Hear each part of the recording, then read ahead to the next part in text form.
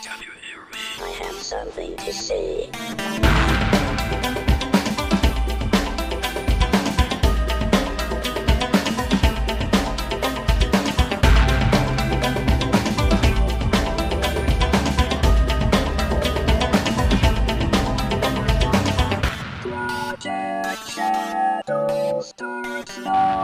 Hello everybody and welcome to this episode of Project Shadow. My name's Charlie. You might know me better as sci-fi fantasy writer C.E. Dorset. And I'm Brian. hey, we're together. And we actually sound like on the same plane. Yay. Doesn't sound weird. At least I hope it doesn't sound weird. All the tests sounded good. Weird. We are those people. So today it's time for us to talk about the newest episode of Star Trek Discovery, and I roped my husband in on this because it's our anniversary when I'm recording this, and I can. The power of the ring compels me. If only it were green and I could do other things with it. But I know myself, and I would actually have a blue ring. Yeah. Or, Lord help the universe, it might be a red one. I have a bit of a temper. Probably blue. Probably blue. At least if I did a poll of people who know me, they would probably say blue. Anywho, so enough Green Lantern talk. I'm sorry, I've been rereading old Jeff Johns' Green Lanterns lately, so I'm really in a place, and I'm probably going to do an episode about it. So if you want to get caught up, it's one of the reasons I'm still paying for DC Universe. They're there. And all the way through Blackest Night. I think the Brightest Day stuff's there too, but I know I saw all the way through Blackest Night, so I can finally get caught up. And if you can hear in the background, that's my lovely dog Sasha. She's actually dribbling a tennis ball. Yeah. Yes, she's learned how to dribble. So she's probably going to be making noises because she doesn't understand why we're both together and not playing with her. I would make a video of this for you all to enjoy, but she stops immediately when the camera comes out. Yeah, and she plays does. Stupid. She does. It's quite remarkable. But so you'll probably hear some of the dog running around, and I apologize for that. We tried to get her to calm down, and she's excited I'm here. Yeah. She's like, he's home. And now she's playing with the cat. So you may get to hear our lovely cat meow, which has been a feature of the podcast for a while. Yeah. Okay, so Star Trek Discovery, or as I've been calling it, how much Trek could a Star Trek Trek if Star Trek could Trek, is really doubling down on its Star Trekkiness. I really feel that their commitment to being no, we're Star Trek. Look, Technobabble charts. Look, we're doing. It's all Star Trekky. It's Star Trekky beyond Star Trekky. We're having conflicts over General Order 1 and yeah, and a very interesting actual debate about the Prime Directive, which a lot of Prime Directive episodes are Prime Directive episodes. I mean, let's be honest. But I think the use of the Prime Directive in this episode was interesting. We'll talk about that a bit more in the spoilers part. All in all, I actually liked this episode better than the first, which is good. I liked the first episode, and I like this one more, so that's growth in my amount of liking Star Trek Discovery. For me, the lack of humor in it, I'm not saying that it was all deadpan, all of a sudden back to season 1 deadpan, no humor, everybody's sad and tragic. It didn't do that, but yeah, there was episode 1 was too funny. It felt much more like it was trying to be, hi, we're Star Trek meets Guardians of the Galaxy. Funny. Oh, and Orville. Yeah. It felt very Orville. Yeah, it had a very Orville feel, and it was almost like... Especially with the elevator gag. Yeah, the elevator gag was... a bit Orville for me. Yeah. Which, don't get me wrong, I love the Orville. I'm actually thinking about doing one of the weekly episodes about the Orville, just to give it equal time, but I don't know that I have much to say other than it was good. But I have a lot to say about Star Trek because Star Trek. I can't talk about that till spoilers. Basically, the gist of this episode is yet another signal goes out, another red flare goes out, and they go to investigate it. That's the setup. I'm hoping this isn't going to be the setup of every episode, because I'm suddenly having like flashes of Constantine with the blood marks on the map, or I think both Buffy and Supernatural had the scrying stone. Yeah, they had a little period where they were like, well, we're just going to make it this an easy MacGuffin to string along all these episodes. Yeah, and I get it that the whole mystery of the season is, what is the Red Angel, which I'm allowed to say outside of spoilers because it's in the trailer for the season that came out before episode 1. So I'm allowed to say that without being a spoiler. But that kind of wears thin on me. My biggest gripe about this episode is actually just a stupid thing. There's a moment where we see them transporting, and all I could think is, I miss the glitter.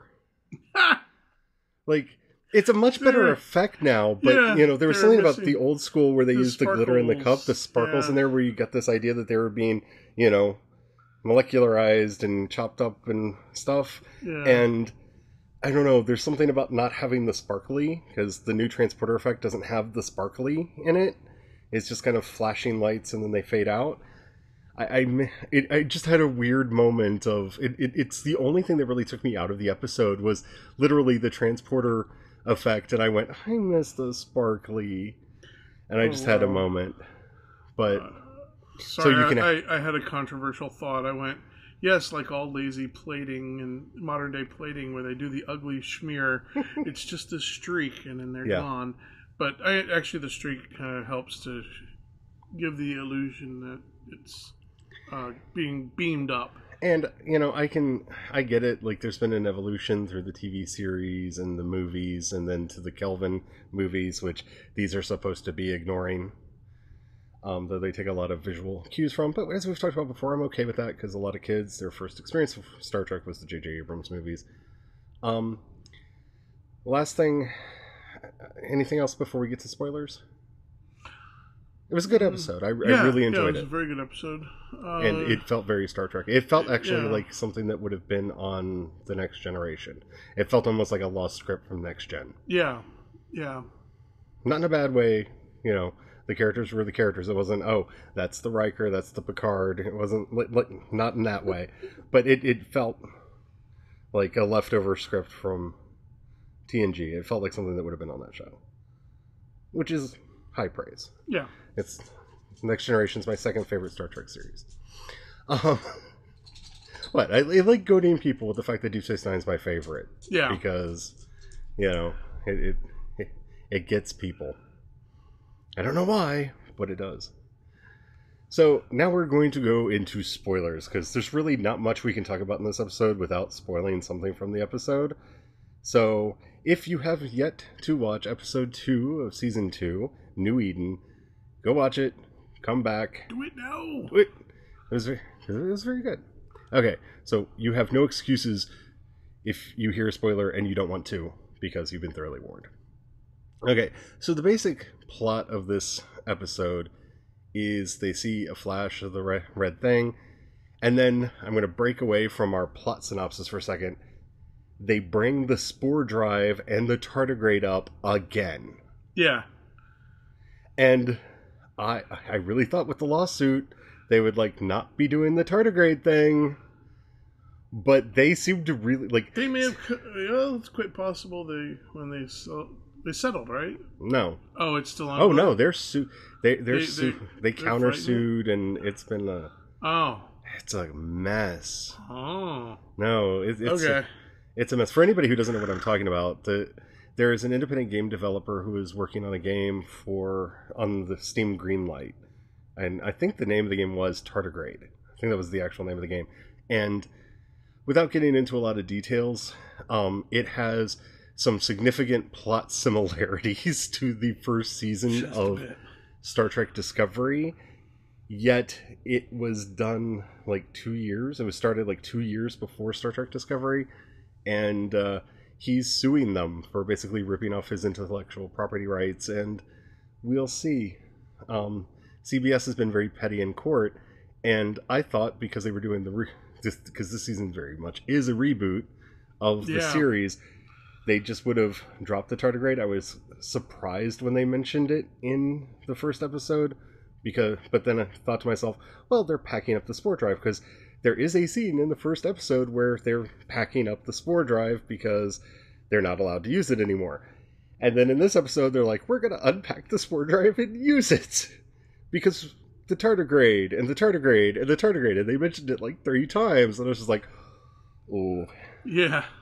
Okay. Oh, boy. Yeah, I didn't think you were going to go there. But you did. For reasons that are just starting to feel a little bit petty. Yeah, at a glance, I thought they had already settled and the whole thing was done, because just at a glance looking at it, the case looked really solid. I mean, I'm shocked. Well, I shouldn't have been shocked because, but I am kind of shocked that they're actually fighting it. And well, these are the same people that sued Axanar because their fan film was quote unquote too good. Yeah. Yeah, here. So, facepalm. So, it is CBS. Yeah. So I couldn't believe that. But anyway, so we hook Stamets back up to the spore drive, and he's all afraid that he's going to see Hugh again, which I'm like, okay, big plot point for this episode, because it's in the previously on segment. They showed when he saw Hugh in while he was in the mycelial network in the last season. He brings it up, has a long, very heartfelt talk with Tilly about it. That was one of the things I thought was really cool, because the manner in which he approaches that conversation, talking about how fungus is kind of the end and the beginning of life, and that the mushrooms don't forget. And he's like explaining to Tilly how he ran into him again in there, and there's the possibility that he may be on the other side of something, and the mushrooms may be also a bridge there, which leaves you going, well, it was a bridge to another dimension.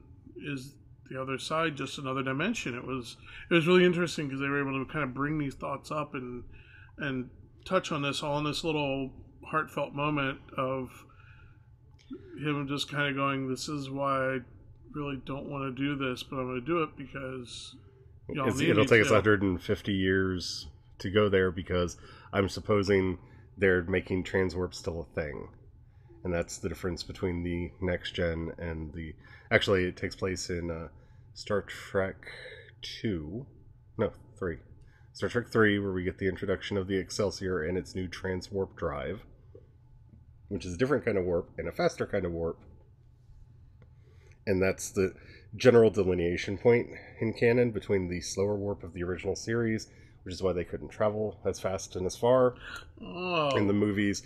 There's a whole talk about the Excelsior in Star Trek 3, which is why it goes out and it's not ready yet, but it is literally the fastest ship there is, because it has this new warp drive. Like turning a 40-watt speaker up to 11 and wondering if the volume's even on, and having a 400-watt speaker turn up to 11 and the neighbor's calling the police on you. Yeah. It's also the explanation for why in the original series you could hear Sulu say such things as, we're at warp 15. Yeah. In one episode, in shock, and then finding out that 10 is a hard limit in the next gen. Yeah. Star Trek 3, Search for Spock.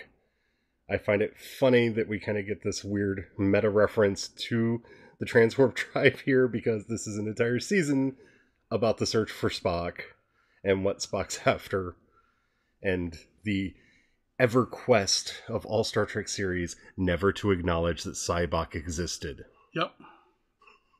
There was no Sybok. He's off feeling people's pain. I do want like one weird moment of like Michael running into him at some point and not knowing, because like Spock never said anything about him, Sarek never said anything about him, and then actually I could see it more like her just going, because because I could see him sitting her down and going, you must be careful of your human emotions because it can lead you astray, and going, even Vulcans can succumb to this, and then telling the dark tale of Sybok, and and she runs into me like, because they've been very careful to never mention him again after Star Trek 5. Oh yeah. And I just like, I get that he's like significantly older than Spock, so I can excuse him not being in the house and still existing, in the flashback that we got. But I don't know. I have a perverse love of Sybok. I hope he would show up this season, because that would be hilarious. I love me a good hippie Vulcan with a sense of humor who wants to go to the center of the galaxy to meet God. Yeah. Maybe this is the stuff that sets him loose on that quest. Think about it. I mean, that's quest. That's what I'm saying. Perfect. He's so perfect for this season. Yeah, some of the experiences from the season would be. Yeah, he's absolutely perfect for this season because this is like the prequel to Star Trek V. Spock and Sybok break free from the mental ward. That's where he's hiding. And then he starts his quest through the search for God in the center of the universe. That would make me so happy. That'd be glorious. I would. I know they're not going to do that, but I really want them to do that. I really want them to do that. The actual real reason why Spock didn't want the family to know and had that ordered under seal or not, like client, whatever the privacy rules that exist is actually so that they wouldn't see that Sybok was there too. Okay, so the next short that I want, the next short trek that I want is Spock and Sybok in counseling at the starbase. At the starbase, yeah. Just cuz. Yeah. It'd be like brilliant. I want it to be a glass parody so that they're all in the awkward lighting with the strange lights going through.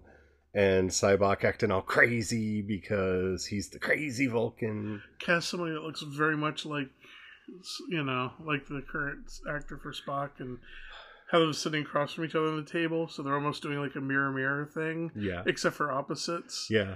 And the counselor sitting at the other end of the table. Yeah, I kind of need that to be a thing. Because it's like a square table, Yeah. Note to CBS if you're listening, and I know you're not because I haven't received a lawsuit yet. Well, I mean, I'm talking about Star Trek. Here we go. Tardigrade. Tardigrade. Yeah, tardigrade. I'm talking about Star Trek, and they have problems with that. So, yeah, okay. We've been going on for a little bit. After the break, I promise we're going to talk about the show in more detail. We'll be back in one moment. And we're back. Okay, so welcome back. There's so much in this episode to talk about. Okay, so the New Eden itself is an interesting idea. They are refugees that were picked up by the Red Angel during the Third World War and transplanted to this place. They were huddling in this church after when a nuclear bomb was set off and somehow dropped on them. Yeah, was somehow transported to this place by the Red Angel.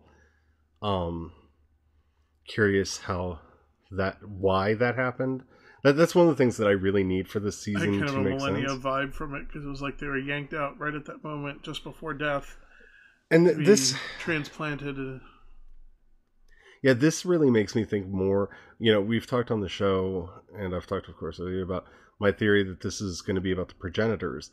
And remember, the progenitors in Star Trek lore had two functions. They seeded life throughout the galaxy.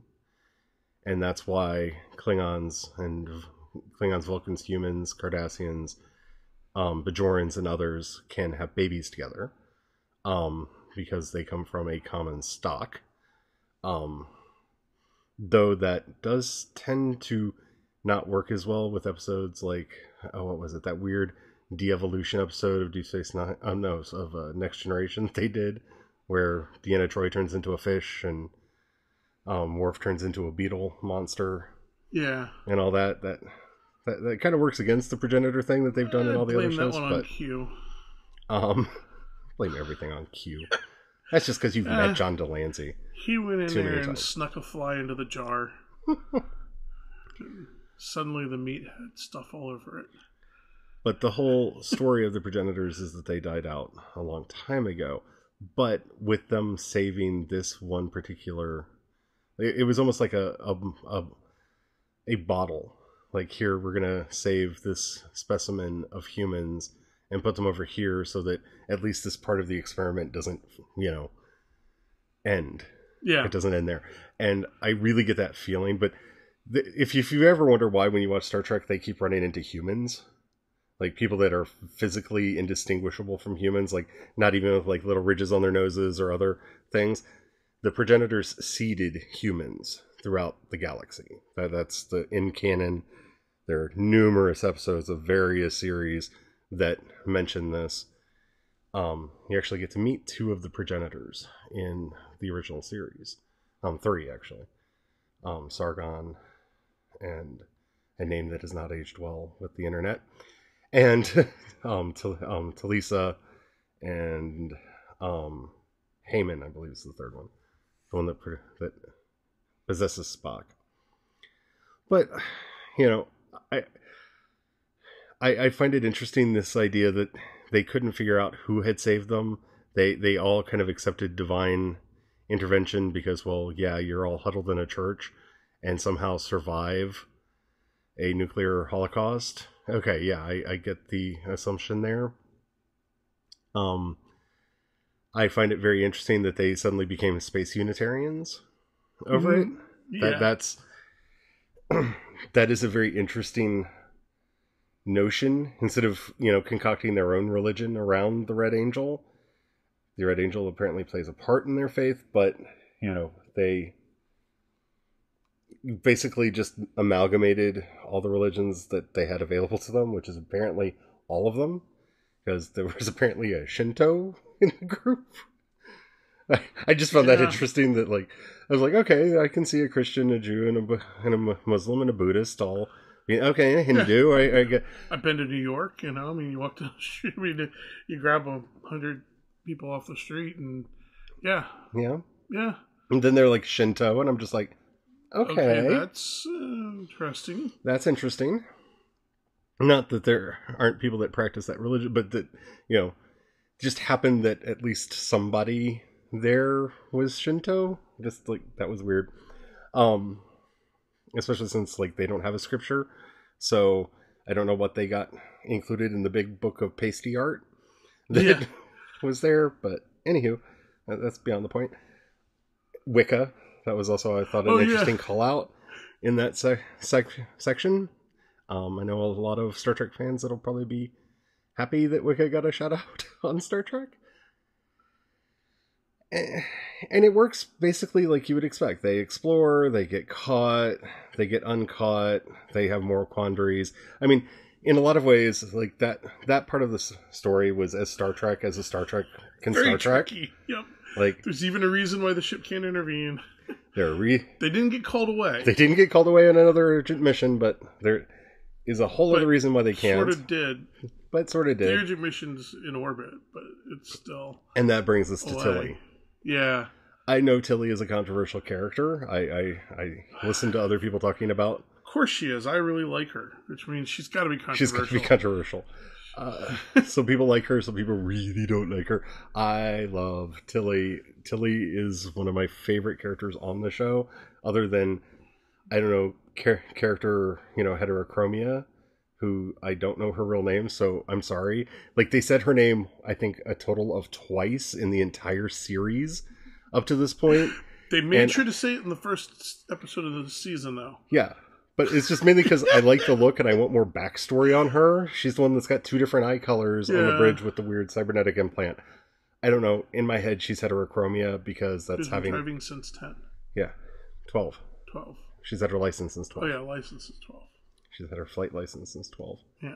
So we're learning more about Commander Heterochromia. But I do want more. So Tilly is trying to help Stamets, and the bromancy, I don't even know what to call it, because it's not even fruit fly-y or any of that. They have a very special relationship. I don't know what to call it, because they've been on adventures together, man. They got a brotherhood. Yeah, there's a little sister big brother thing going on between the two of them that I rather enjoy. But she's trying to save Stamets and decides to, I don't know, do things with the crazy heavy rock thing that could destroy everything if she messes it up by herself because reasons. Yeah, the computer's just just a slight screw up and it's doom. It's yeah, computer, I know this. I'm good. And so fire the laser. Fire the laser. I'm going to terminate the laser because bad things are happening. Don't stop the laser. I'm almost done. So Tilly talks to ghosts. Yeah. Okay. So I had suspicions when that character first showed up, and then when then on the first episode. So then we get to this one, and she's sitting in the med bay and having this fit, and then the other I can't remember the name, but the she comes bouncing in to talk to Tilly, and I was just like, okay, I got a feeling like you're not here, or I was starting to think maybe this was one of the Red Angels, disguising herself to help nudge things convenient. Along. And then oddly convenient after that, because she really does help to nudge things along, edge some questions and stuff. And I'm just like, So this is where, here's my current theory. By the end of this season, Star Trek is going to get sued by Square Enix, because we're going to find out that the River of Souls is actually traveling along the Mycelium network, and the Red Angels are actually the Guado from Guadosalam, who are there to make sure that the River of... No, I'm laughing because I went, no, actually what we're going to find out is by the Halloween episode, they're going to notice dark, what looks like puddles up in the corner of some of the ceilings and some of the spaces, and that they've actually, through the Mycelium network, ripped open tears to the nether dimension, and there's seepage coming through, and residue. We're gonna get residue. Residue, the best prequel to Stranger Things that wasn't a prequel to Stranger Things. Yeah. Check it out if you can. I can't remember actors' names right now because my brain's broken, but basically look for the residue that has like everyone from Game of Thrones in the cast. Because like everybody that was in the cast was on Game of Thrones at some point. And enjoy. Yeah, it's especially if you do that and then go back and watch Stranger Things, because it's like it's an odd almost prequel. Yeah. Or actually it would be sequel series because it's set in the modern day. Yeah, that's right. So it'd be a sequel. Yeah, they would have tried the experiment again. And accidentally caused residue. Yeah. Yeah. Well, there's several things called Residue. This is a small series, British produced. I can't remember anybody's name. Yeah. But she also played Nymphadora Tonks. I can't think of her name. She was the slave girl, Wildlane from Game of Thrones. I'm completely blanking. Anyway, she's in it. It's very good. Yeah. Definitely check it out. I'm assuming that that's either what happened as a result of the flare thingy from the asteroid, or that's what that little spark was that fell on her shoulder in season 1. I think you're right when you called that out. That little spark that landed on her shoulder in season 1, that she's, like Samus having this whole, like, okay, there's other stuff. Stamets? Yeah. It sounded like you said Samus, and I'm just like, okay, that's another video game company that's going to sue them. Oh, who knows? I mumble at times. That she also is now starting to experience this, but it does give them another thing to share together. Yeah. More bonding. Yeah. Bonding over Ghosts of Pass. I'm interested to see what they're doing with that and where they're going with that. And I'm hoping that I'm not very let down at the end. Yeah, because it's for me, it's still a toss-up. Is it Ghosts of Pass, or is this actually more of the Red Angels? Like, is it going to turn out that they're going to be able to reach back and go, well, it was the Red Angel that took the form of, his former lover and doctor, and helped them all get back to the dimension, and then decided, well, since they have this wonderful drive that can jump around, they could actually be a useful tool to help save and fix things for them. And now Scooby and the gang are being tricked with a red flare to run all over the galaxy and fix stuff for them. So my current theory is that James Cameron's going to end up suing somebody, because what we're going to end up finding out is that the mycelial network is the glowy trees from Avatar. That's what they actually are in Avatar. They're the glowy trees. That's the mycelial network stretching into our universe through some weird nexus on Pandora. And that these are the uploaded mind bits of these characters and not actually them, because with the exception of the Bajoran characters and that one episode of Voyager where she might have died and got to see the Ship of the Dead, the Bark of the Dead. Yes. Torres. Yeah, B'Elanna Torres. They haven't really taken a position on life after death in this series. Yeah. In any of the series, except for that one, which very strongly hinted at maybe. Yeah. And Spock, who's apparently a fixed point in time. Well, remember, the whole thing with Spock can easily be, if you want to get rid of souls, it can be written away, because he literally downloaded his mind into Dr. McCoy and then got cloned on the planet and transferred his mind out of Dr. McCoy into the clone. Yep. So they can get around that, because the way they've done Katras in all of the series is it's basically a download, sometimes into a living crystal. Square Enix, are you listening? I'm just saying, great ideas come from video games, apparently. All in all, I'm really confused about where they're going with the ghosts. I'm not opposed to them, but you've given me ghosts, angels, and space Unitarians. I'm not sure where you're going with this. Oh, and Spock in a mental institution. That'll be fun. I do hope that one of the things that I really want them to do with this, and I feel like they're going to do, is explain why he knows what a Hibbert is with this. Like, this is going to deal, like, of all the weird plot threads they're tying together, this is going to be the explanation as to why he wasn't a Hibbert and why he was able to deal with this space hippies when they met the space hippies, because this was like the time that he was kind of a space hippie and he was looking for Space Eden, and we've already kind of found Space Eden, but it's not really Space Eden, but it could be Space Eden. And yeah. I'm sorry, I feel like they're doing the whole Solo movie with this season, where I just really feel like they're trying to explain certain things to us to make to prove their Star Trekkiness. We're going to have a moment at some point this season where we go, oh, they're explaining why this happened in the original series. That's why Spock's here.